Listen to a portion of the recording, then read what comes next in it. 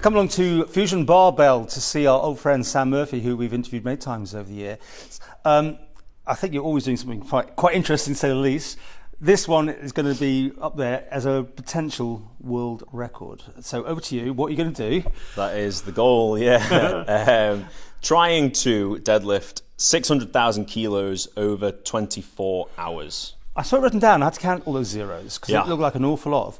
Yeah, it's kind of, it's a few. The current record's like 500,400 and something kilos. So yeah, it's trying to break it by a good bit. And break this down, because obviously you're not doing it all in one go. It's over a certain period, and you've got to do it so much in that time. No? Yeah, the basic breakdown is I'm either going to do 66 kilos 9,010 times or 9,090 times, I can't remember, or 60 kilos 10,000 times. That's the basic breakdown of how it's going to go, hopefully. Just to let you know, these days, if you see a world record, it's normally like they're almost impossible to beat now because people have gone crazy.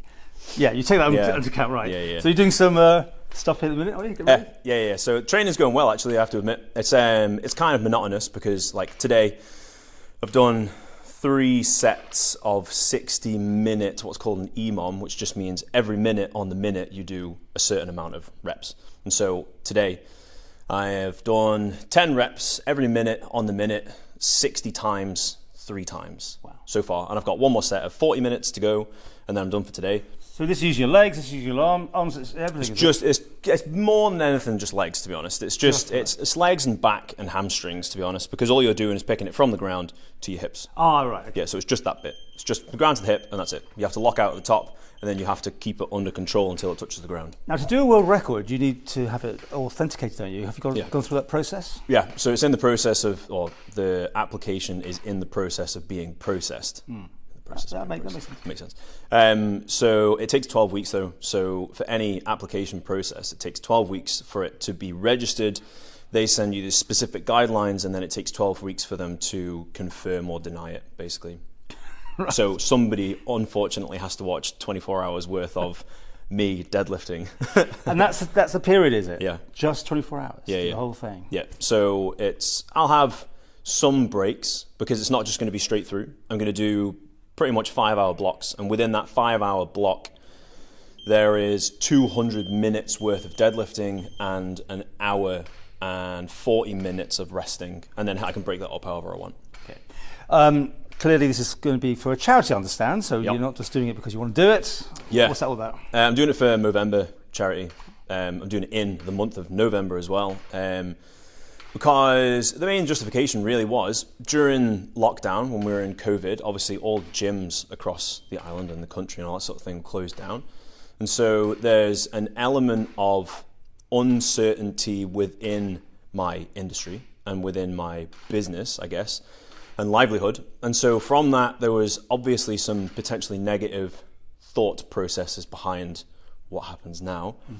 And so from that, I kind of thought, I was trying to find something to latch onto to be able to take my focus into something positive.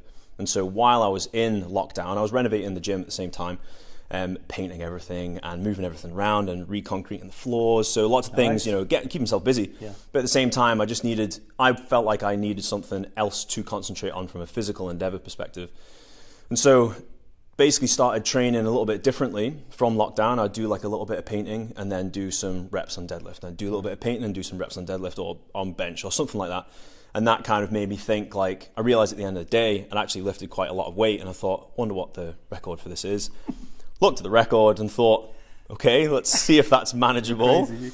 Tried it, and I didn't obviously try it, but I tried like an hour's worth of what I would need to do on the day. And it was really, really, really difficult. But I thought, okay, there's some scope in this. And then thought, why not try and train for it? And then it was a couple of months later, and I thought, you know what, I'm just going to say, yeah, I'm going to go for it. I'm going to do it for Movember. I'm going to do it in the month of November because I put the time frame on it. And, realistically, doing this kind of preserved my psychological state a little bit during lockdown. And so from that, I thought it makes sense to give back to a charity that is doing the same for other people. Right.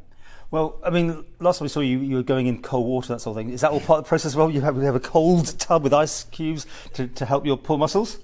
To a degree. There's elements, a huge part of this is the training is long. Like today's training session is 3 hours, 40 minutes. And part of the training that I'm going to have to do going forward is, repeatedly 3 hours at a time or repeatedly 2 hours at a time and that sort of thing. And so ice baths and cold water immersion does potentially blunt the inflammation aspect that you get from hard training sessions. So there is some merit in it. But to be honest, like I said from the last time, the main thing from the cold water immersion is psychological side of things, because it's not nice being uncomfortable like that, but you train your mind to, for want of a cheesy term, get comfortable being uncomfortable. Right.